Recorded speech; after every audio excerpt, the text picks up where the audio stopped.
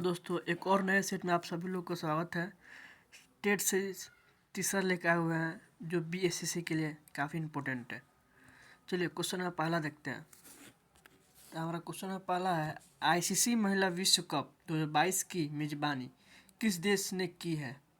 तो 2022 महिला विश्व कप की मेज़बानी न्यूजीलैंड की है। अगले क्वेश्चन की ओर चलते हैं कि विश्व व्यापार संगठन की स्थापना कब हुई थी? विश्व व्यापार संगठन की स्थापना सन 1995 में हुई थी। इसका मुख्यालय कहाँ है? तो इसका मुख्यालय जेनेवा में है। अगले क्वेश्चन की ओर चलते हैं। हमारा अगला क्वेश्चन है कि रिएक्टर पैमाने से मापी जाती है। तो रिएक्टर पैमाने से भूकंप की तीव्रता मापी जाती है। सिस्मोलॉजी में क्या होता है? तो भूकंप का अध्ययन किया जाता है। अब होता है वर्षा की मात्रा। तो वर्षा की मात्रा रेन गेज द्वारा मापी जाती है। बिहार में सबसे भयंकर भूकंप 15 जनवरी 1934 में आया था। अब नेक्स्ट क्वेश्चन की ओर चलते हैं। तो हमारा नेक्स्ट क्वेश्चन है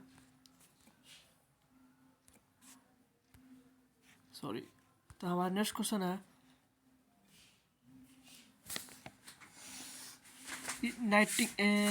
विश्व एड्स दिवस कब मनाया जाता है? तो विश्व एड्स दिवस 1 दिसंबर को मनाया जाता है। 3 दिसंबर को अंतर्राष्ट्रीय विकलांग दिवस मनाया जाता है। अब इसी बात पर 22 मार्च को विश्व जल दिवस मनाया जाता है और 22 मार्च को बिहार दिवस भी मनाया जाता है। 10 दिसंबर को विश्व मानव अधिकार दिवस मनाया जाता है। 2 अक्टूबर को दो महात्माओं का जन्मदिन था। एक महात्मा गांधी जी का जन्म था और दूसरा लाल बहादुर शास्त्री का जन्मदिन था। तो 2 अक्टूबर को अंतर्राष्ट्रीय अहिंसा दिवस मनाया जाता है। दोस्तों 17 सितंबर को हमारे वर्तमान के जो प्रधानमंत्री हैं नरेंद्र मोदी, उनका जन्म हुआ था। अगले क्वेश्चन की ओर चलते हैं। तो हमारा अगला क्वेश्चन है कि नाइटिंगेल ऑफ इंडिया के नाम से जानी जाती है। तो Nightingale of India Sarojini Naidu को जाने जाते हैं। यह भारत की पहली महिला थी और पहली महिला थी जो उत्तर प्रदेश की राज्यपाल बनी थी। अब बात करते हैं लता मंगेशकर के बारे में। तो लता मंगेशकर की मृत्यु 6 फरवरी 2022 को हुई थी। लता मंगेशकर को सन 2001 में इनको भारत रत्न दिया गया था। और एक और इसमें बात है कि पीटी उषा को भारत का गोल्डन गर्ल कहा जाता है। गोल्डन गर्ल पीटी उषा को कहा जाता है। और मदर टेरेसा को निर्मल हृदय सोसाइटी के संस्थापक माना जाता है।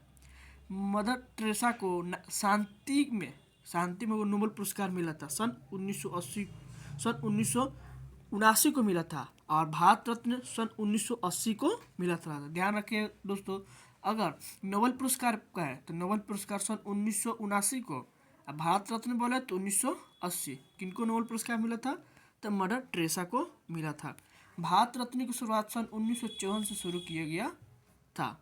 भारत रत्न जो है राष्ट्रपति द्वारा दिया जाता है। चलिए नेक्स्ट क्वेश्चन की ओर चलते हैं।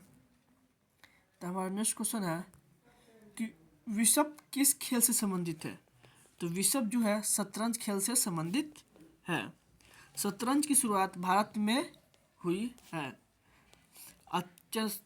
जो चेस बोर्ड में होते हैं उसमें 24 वर्ग होते हैं या 24 स्क्वायर भी कह सकते हैं। चेस से संबंधित कुछ शब्द हैं जैसे कि हो गया चेकमेट, हो गया स्टेलमेट, हो गया ग्रैंड मास्टर, हो गया फीडे हो गया, चेक हो गया, रैंक हो गया, रेटिंग हो गया, कैम्बिटन हो गया इत्यादि। जो ये शब्दावली है वो चेक से संबंधित है। अगले क्वेश्चन की ओर चलते हैं। तो हमारा अगला क्वेश्चन है कि भारत की अर्थव्यवस्था को सबसे अच्छे ढंग से किन शब्दों में व्यक्त किया जाता है? तो हमारा भारत की जो अर्थव्यवस्था है वह मिश्रित अर्थव्यवस्था पर आधारित है। अगला क्वेश्चन की ओर चलते हैं। तो हमारा अगला क्वेश्चन है कि देश का पहला गैंडा संरक्षण एवं प्रजनन केंद्र कहाँ खोला गया है? तो वह पटना में खोला गया है। नेक्स्ट क्वेश्चन क्यों चलते हैं, भारत रत्न पुरस्कार प्राप्त करने वाला प्रथम भारतीय कौन था?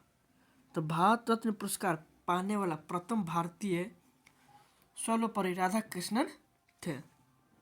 उनको सन 1954 ईस्वी में भारत रत्न दिया गया था। उनके साथ साथ सी गोपालाचारी एवं चंद्रशेखर वेंकटरमन को भी भारत रत्न प्रदान किया गया था। उनके जन्म डॉक्टर सर्वपल्ली राधाकृष्णन का जन्म 5 सितंबर को है, इसलिए 5 सितंबर को हम शिक्षक दिवस के रूप में मनाते हैं। 11 नवंबर को हम लोग शिक्षा दिवस के रूप में मनाते हैं। 11 नवंबर को कौन सा दिवस मतलब शिक्षा दिवस मनाते हैं। 11 नवंबर में मौलाना अब्दुल कलाम आज़ाद का जन्म हुआ था। एक और इसमें बात है कि रविन्द्रनाथ टैगोर को सर्वप्रथम नोबेल पुरस्कार मिला था सन 1913 ईस्वी में मिला। तो किस क्षेत्र में मिला था? तो साहित्य के क्षेत्र में मिला था। अगला क्वेश्चन की ओर चलते हैं। तो हमारा अगला क्वेश्चन है कि भारत में मुद्रास्फीति को मापा जाता है। तो भारत में मुद्रास्फीति को थोक मूल्य सूचकांक के द्वारा मापा जाता है। अगला हमारा क्वेश्चन है कि माप तोल की व्यवस्था किसके शासनकाल में लागू हुई थी? तो माप तोल की व्यवस्था अलाउद्दीन खिलजी के शासनकाल में शुरू किया गया था। अगला क्वेश्चन चलते हैं कि सौरमंडल का सबसे बड़ा ग्रह कौन है? तो सौरमंडल का सबसे बड़ा ग्रह बृहस्पति ग्रह है। एक और ध्यान रखेंगे, बुध और शुक्र का एक भी कोई उपग्रह नहीं है। पृथ्वी का मात्र एक उपग्रह है, तो वह है चंद्रमा। मंगल ग्रह को हम लाल ग्रह भी कहते हैं। इनके मंगल ग्रह के 2 उपग्रह हैं, एक का नाम है फोबोस और दूसरा का नाम है डीमोस। चलिए अगला क्वेश्चन हमारा है कि भारतीय अर्थव्यवस्था है। तो हमारा जो भारतीय अर्थव्यवस्था है विकासोन्मुखी है, यानी कि विकास हो रही है उनका भी। चलिए अगला क्वेश्चन की ओर चलते हैं हम।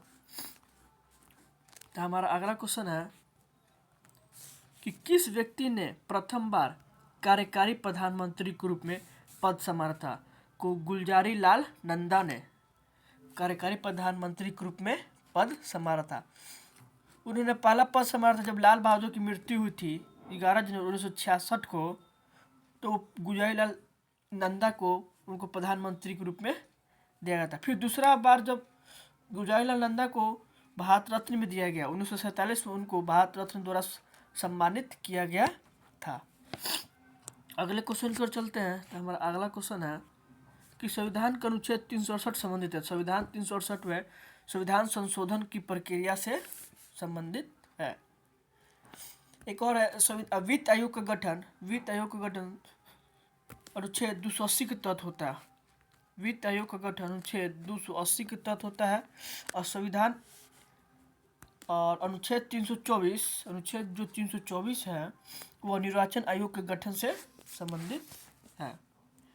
अगला क्वेश्चन की ओर चलते हैं। तो हमारा क्वेश्चन है कि राष्ट्रपति और उपराष्ट्रपति दोनों की रिक्तियां स्थिति में कौन राष्ट्रपति पद संभालेगा? तो सर्वोच्च न्यायालय के मुख्य न्यायाधीश। अगर राष्ट्रपति, उपराष्ट्रपति तथा सर्वोच्च न्यायालय के मुख्य न्यायाधीश अगर तीनों अनुपस्थित रहे तो सर्वोच्च न्यायालय के जो वरिष्ठ न्यायाधीश होते हैं वह पद संभालेंगे। अगला क्वेश्चन की ओर चलते हैं। तो हमारा अगला क्वेश्चन है कि भारत का राष्ट्रीय ध्वज कब स्वीकार किया गया था? भारत का राष्ट्रीय ध्वज 22 जुलाई 1947 ईस्वी में स्वीकार किया गया था। 22 जुलाई को झंडा दिवस के रूप में मनाया जाता है। 22 जुलाई को झंडा दिवस के रूप में मनाया जाता है। जेपी कृपलानी को झंडा समिति का अध्यक्ष बनाया गया था। एक और बता दें कि जेपी कृपलानी जो स्वतंत्र भारत के समय कांग्रेस पार्टी के अध्यक्ष थे। अगला क्वेश्चन की ओर चलते हैं। तो हमारा अगला क्वेश्चन है कि सत्य में विजय किस रूप में प्रचलित है? तो यह इनमें से कोई नहीं होगा, क्योंकि जो हमारा राष्ट्रीय गान है वह है जन गण मन। राष्ट्रीय गीत है सुजला सजलम यही है। और राष्ट्रीय चिन्ह हमारा अशोक चक्र है, इसलिए इनमें से क्या हो जाएगा, इनमें से कोई नहीं। अगला क्वेश्चन की ओर चलते हैं। तो अगला क्वेश्चन हमारा है कि भारत में टेलीविज़न की शुरुआत कब हुई थी। तो भारत में टेलीविज़न की शुरुआत यह 1959 ईस्वी में हुई थी। भारत में टेलीविज़न की शुरुआत कब हुई थी, यह 1959 ईस्वी में हुई थी। अगला क्वेश्चन हमारा यह है कि भारत का प्रमुख आर्थिक समस्या है। तो बिहार का प्रमुख आर्थिक समस्या गरीबी और बेकारी है। अगला क्वेश्चन को चलते हैं। तो हमारा अगला क्वेश्चन है इंडिया विंस फ्रीडम के लेखक कौन है। तो इंडिया विंस फ्रीडम के लेखक अब्दुल कलाम आज़ाद हैं। डिस्कवरी ऑफ इंडिया के लेखक कौन है। तो डिस्कवरी ऑफ इंडिया के लेखक पंडित जवाहरलाल नेहरू हैं, जो कि यह पुस्तक उन्होंने जेल में लिखी थी।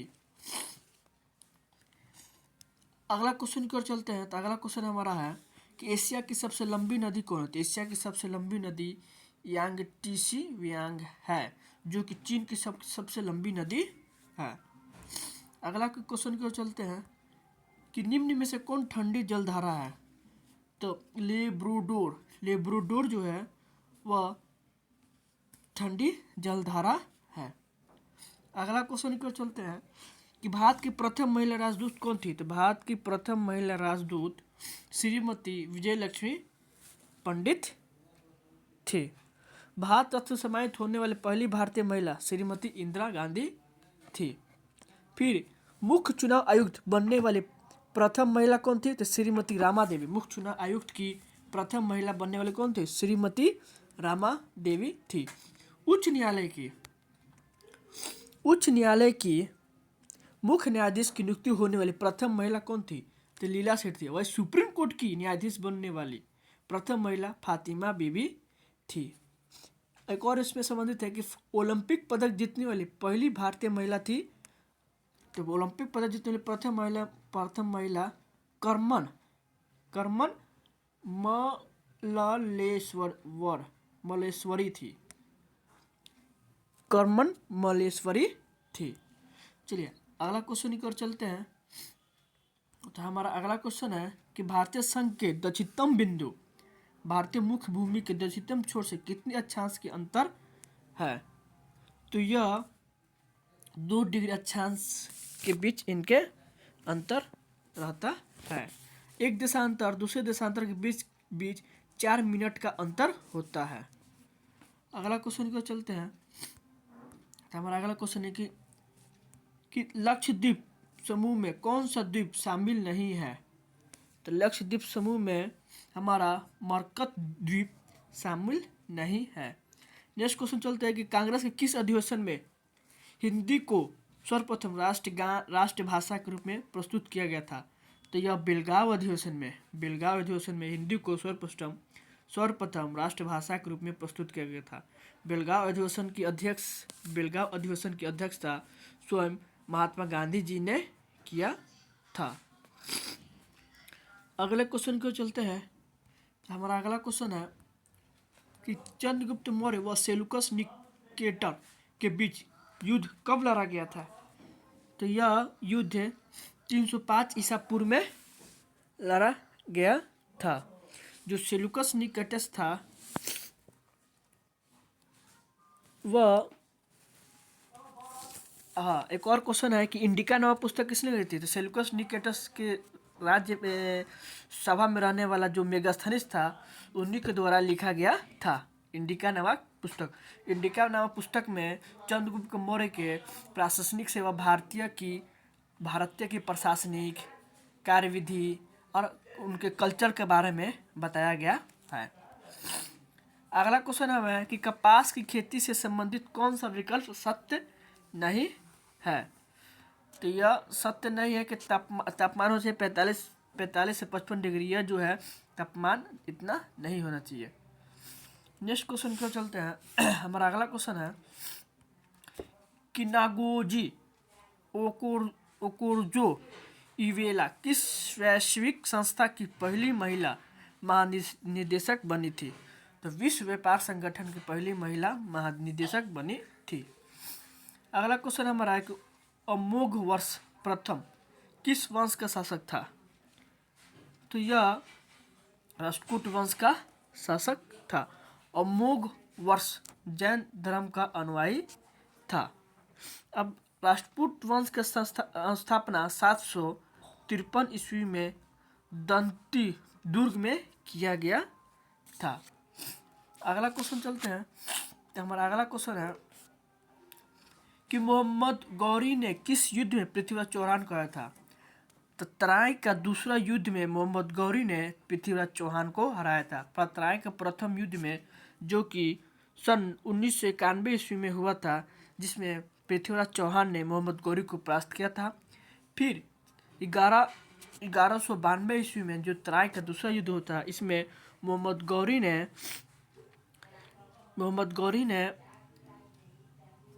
ने पृथ्वीराज चौहान को हराया था। मोहम्मद गौरी की एक और जो विजय है, जो 1178 ईस्वी में चालुक्य वंश के मूल राज द्वितीय ने पराजित किया था। भारत में मुस्लिम राज्य के संस्थापक मोहम्मद गौरी को ही माना गया था। भारत में मुस्लिम राज्य के संस्थापक मोहम्मद गौरी को ही माना गया था। अगला क्वेश्चन है कि अकबर ने 1669 ईस्वी में कालिंजर पर विजय प्राप्त की थी। उस समय वहाँ का शासक कौन था? उस समय वहाँ का शासक रामचंद्र था। अकबर के जो संरक्षक कहा जाता है, उनको बैरम खां को कहा जाता है। अकबर ने 1562 ईस्वी में दास प्रथा का अंत किया था। अब 1563 ईस्वी में 1564 ईस्वी में उन्होंने जजिया कर को समाप्त किया था। एक और क्वेश्चन इससे आता है कि मनसबदारी की प्रथा किसने शुरू की थी? तो मनसबदारी प्रथा अकबर ने ही शुरू किया था। अगला क्वेश्चन की ओर चलते हैं। अगला क्वेश्चन हमारा है कि निम्नलिखित में से कौन राष्ट्रपति के प्रशासनिक शक्तियों में शामिल नहीं है? तो ये है लोकसभा का विघटन। लोकसभा का विघटन जो है राष्ट्रपति के शासन में शामिल नहीं है। तो राष्ट्रपति पद का जो चर्चा होती है वो अनुच्छेद 52 से संबंधित है। जो राष्ट्रपति जो है अपना त्यागपत्र उपराष्ट्रपति को देगा, और उपराष्ट्रपति है जो अपना त्यागपत्र राष्ट्रपति को देता है। चलिए अगला क्वेश्चन की ओर चलते हैं। तो हमारा अगला क्वेश्चन है कि निम्नलिखित में से कौन ऐसे उपराष्ट्रपति है जो निरविरोध नहीं चुने गए हैं? तो वह है आर वेंकटरमन। वो क्या है? आर वेंकटरमन है। चलिए नेक्स्ट क्वेश्चन की ओर चलते हैं। तो हमारा अगला क्वेश्चन है कि किस संविधान संशोधन के द्वारा लोकसभा तथा विधानसभा की सदस्य की संख्या 226 तक अपरिवर्तित कर दी गई है? तो यह हो जाएगा हमारा 44वां संविधान संशोधन के तहत 2026 तक कोई भी परिवर्तनीय कर दी गई है। अगला क्वेश्चन है कि कांग्रेस धराशायी होने के कारण लखड़ा रही है। भारत में जब तक हूँ तब तक मेरी एक बड़ी महत्वाकांक्षा यह है कि मैं उस शांतिपूर्वक निधन में महानता दूँ। यह कथन किसने कहा था? तो यह कथन लॉर्ड कर्जन ने ही कहा था। लॉर्ड कर्जन के ही शासनकाल में बंगाल का विभाजन हुआ था। अगले क्वेश्चन की चलते हैं। एक और बात है कि लॉर्ड डफरिन के शासनकाल में भारतीय राष्ट्रीय कांग्रेस की स्थापना हुई थी 1885 ईस्वी में। किसने की थी? A.M. हुम ने की थी। कांग्रेस की स्थापना किसने की थी? A.M. हुम ने किया था। चलिए नेक्स्ट क्वेश्चन की ओर चलते हैं। तो हमारा अगला क्वेश्चन है कि ए प्रोमिस्ड लैंड पुस्तक लेखक कौन है? ए प्रोमिस्ड लैंड पुस्तक लेखक बराक ओबामा है, जो कि अमेरिका के पूर्व राष्ट्रपति हैं। हमारा अगला क्वेश्चन है कि बांग्लादेश की सीमा को कौन सा भारतीय राज्य छूता नहीं है? तो यह है असम बोल रहे हैं। यह है हमारा नागालैंड। जो मेघालय है, त्रिपुरा है और असम है, ये तीनों राज्य है जो बांग्लादेश की सीमा को छोड़ती है। नागालैंड जो है, समझिएगा, जो नाग जो डसने वाला है वो बांग्लादेश को नहीं छूता है। त्रिपुरा राज्य जो है, त्रिपुरा, वो बांग्लादेश से 3 स्थल से 3 स्थलीय से घिरा हुआ है। चलिए अगला क्वेश्चन की ओर चलते हैं। हमारा अगला क्वेश्चन है कि किस वास्तुकला का पालन शैली अयोध्या के राम मंदिर निर्माण में किया जा रहा है? तो वह है नागर शैली। वो कौन सी निर्माण किया जा रहा है? तो वह है नागर शैली। एक और बता दें कि भारतीय वास्तुकला को 3 शैली में बांटा गया है। भारतीय वास्तुकला को कितने भागों में बांटा गया है? तो 3 शैली में बांटा गया है। तो पहला है द्रविड़ शैली, दूसरा है हमारा नागर शैली, और हमारा तीसरा है बेसन शैली, बेसर शैली। अब बात करते हैं जो नागर शैली है, जो नागर शैली लोग वह उत्तर में निर्मित मंदिर वो किस शैली से बना होता है? उत्तर में नागर शैली से बना होता है। दक्षिण में जो मंदिर का निर्माण होता है तो वह द्रविड़ शैली के बना होता है। अब बेसन शैली जो है, बेसन वो मध्य भारत जैसे मध्य प्रदेश हुआ, गुजरात हुआ, वो बेसिन शैली के द्वारा निर्मित होता है। तो जो गुजरात है वो किस शैली से बना है? तो वो नागर शैली द्वारा बनने जा रहा है। अगला क्वेश्चन की ओर चलते हैं।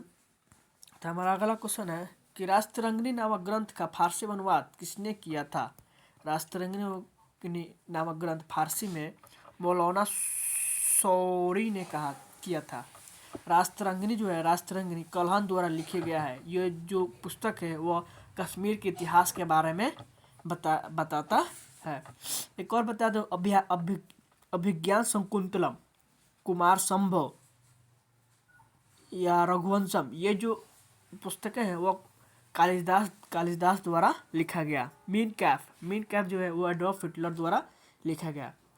इंग्लिश का पितामह विलियम शेक्सपियर को कहा जाता है। उन्होंने एक पुस्तक ली, उनका पुस्तक है एज यू लाइफ इट। किसका पुस्तक है? विलियम शेक्सपियर का है।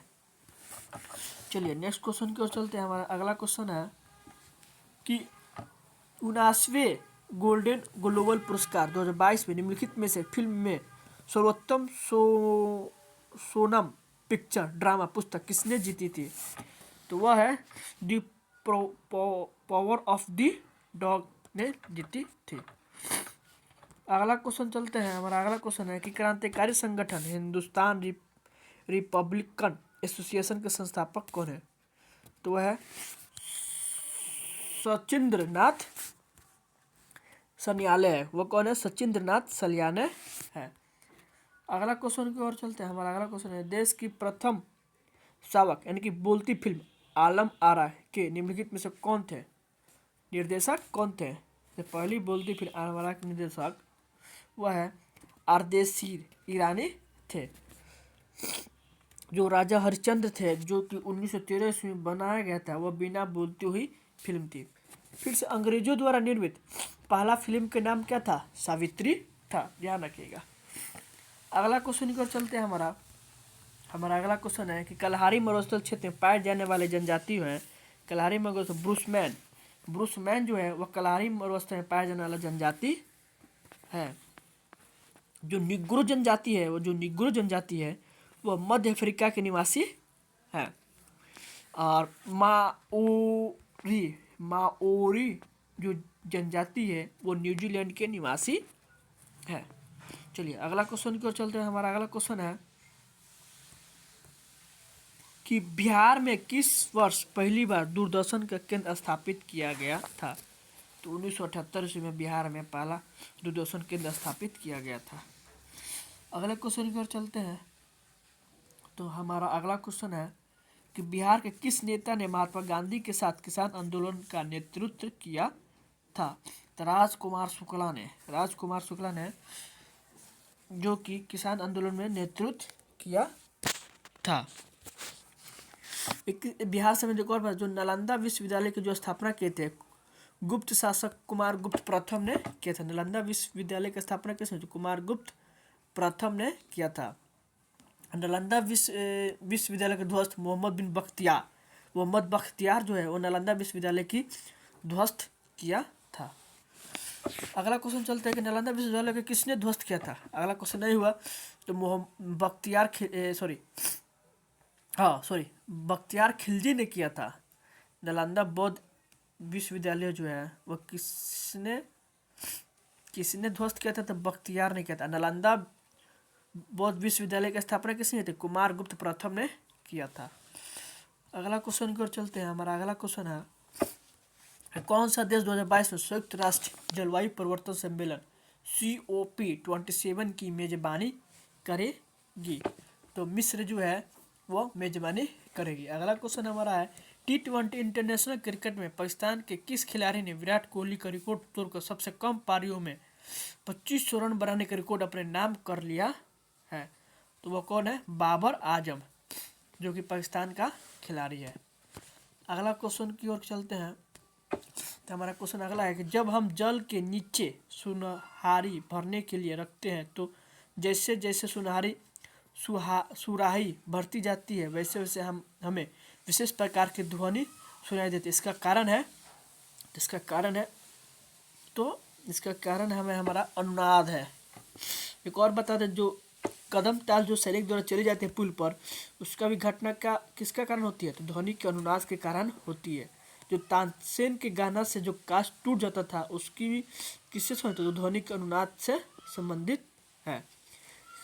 पुरुषों की अपेक्षा स्त्रियों की जो आवाज़ पतली होती है वह तारत्व के कारण होती है। चलिए अगला क्वेश्चन की ओर चलते हैं हमारा। तो हमारा अगला क्वेश्चन नेक्स्ट क्वेश्चन है कि विटामिन सी का रासायनिक नाम क्या है? तो विटामिन सी का रासायनिक नाम एस्कॉर्बिक एसिड है। विटामिन सी का रासायनिक नाम क्या है? एस्कॉर्बिक एसिड है। जो विटामिन सी जो है वह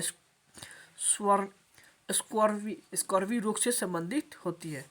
विटामिन बी को इसका रासायनिक नाम थायमिन है। यह बेरी रोग से संबंधित है। विटामिन B2 का रासायनिक नाम राइबोफ्लेविन है। विटामिन B2 की कमी से त्वचा का फटना, आँख का लाल होना या इत्यादि रोग से संबंधित है। जो विटामिन की खोज किसने की थी? सर्वप्रथम फंक ने विटामिन शब्द का प्रयोग किया था। चलिए नेक्स्ट क्वेश्चन की ओर चलते हैं। तो हमारा अगला क्वेश्चन है कि जस्तीकरण में किस धातु का प्रयोग किया जाता है? जस्तीकरण में जिंक धातु का प्रयोग किया जाता है। अगला क्वेश्चन की ओर चलते हैं। हमारा अगला क्वेश्चन है कि मनुष्य के शरीर में अधिकांश भोजन कहाँ पचती है? मनुष्य के शरीर में अधिकांश भोजन हमारे छोटी आंत में पचती है। अगला क्वेश्चन हमारा है कि निम्नलिखित में से किस विटामिन ए बहुत अधिक मात्रा में पाया जाता है? तो विटामिन ए जो है वह सबसे ज़्यादा गाजर में पाया जाता है। चलिए नेक्स्ट क्वेश्चन की ओर चलते हैं। नेक्स्ट क्वेश्चन है कि रेडियो सक्रियता के वर्ग विस्थापन का नियम किसने प्रतिपादित किया था? तो फजन तथा सोडा ने प्रतिपादित किया था। हमारा अगला क्वेश्चन है कि रक्त संचरण के संबंधित की खोज किसने की थी? रक्त संचरण संबंधी खोज विलियम हार्वो ने किया था। बायोलॉजी का पिता किसे कहता है? तो बायोलॉजी का पिता हमारे अरस्तु को कहा जाता है। ब्लड ग्रुप की खोज किसने की थी? तो कार्ल लैंडस्टीनर ने की थी। चलिए नेक्स्ट क्वेश्चन की ओर चलते हैं। तो हमारा अगला क्वेश्चन है कि स्टीम इंजन के आविष्कारक कौन है? स्टीम इंजन के आविष्कारक जेम्स वाट है। फिर डायनेमो जो कि वह विद्युत ऊर्जा को यांत्रिक ऊर्जा में परिवर्तित करते, इसकी खोज किसने की थी? इसकी खोज माइकल फैराडे ने की थी। एक और क्वेश्चन है कि सेफ्टी लैम्प का आविष्कार कौन है? तो सेफ्टी लैम्प का आविष्कार हेम्फ्री डेवी है। और डीजल जो है वह डीजल इंजन की खोज की थी। चलिए अगला क्वेश्चन की ओर चलते हैं। हमारा अगला क्वेश्चन है कि कार्बोहाइड्रेट का कौन सा प्रकार हमारे भोजन का मुख्य घटक है? तो हमारा कार्बोहाइड्रेट का मुख्य घटक का है स्टार्च है। अगला क्वेश्चन है कि रक्त समूह के व्यक्ति को सार्वभौमिक दाता डोनर कहा जाता है। तो ब्लड ओ जो है वह किसी भी ब्लड ग्रुप को दे सकता है। ब्लड बी को, ब्लड ए बी को, ब्लड ए को दे सकता है। ब्लड ए बी जो है वह दाता नहीं, वह किसी से भी वह खून ले सकता है। चलिए अगला क्वेश्चन की ओर चलते हैं। हमारा अगला क्वेश्चन है कि अवशोषित भोज्य पदार्थ को प्रोटोप्लाज्मा में बदलने की प्रक्रिया कहलाता है। तो वह प्रक्रिया एमिलेशन कहलाता है। अगला हमारा क्वेश्चन है कि मल्टीमीटर से से नापा जाता है। मल्टीमीटर से हमेशा भूतल की ऊंचाई मापा जाता है। अगला क्वेश्चन हमारा है, तो अगला क्वेश्चन है कि निम्नलिखित में से आयन कार्बन परमाणु को सम इलेक्ट्रॉनिक्स है, तो सम इलेक्ट्रॉनिक्स कौन है? तो हमारा आंसर क्या हो जाएगा? नाइट्रोजन। अगला क्वेश्चन है किसी वस्तु की सभी परिस्थिति के लिए कौन सा आभासी व सीधा प्रतिबिंब बनता है? तो BC यानी कि अवतल लेंस और उत्तल लेंस दोनों द्वारा बनता है। हमारा और एक और क्वेश्चन देखते हैं। तो हमारा और क्वेश्चन है कि अमोनियम क्लोराइड तथा सूक्ष्म बुझे हुए चूने से मिश्रण से गर्म करने पर प्राप्त होता है। तो गर्म करने पर हमें से क्या प्राप्त होता है? हमें अमोनिया प्राप्त होता है। चलिए, धन्यवाद।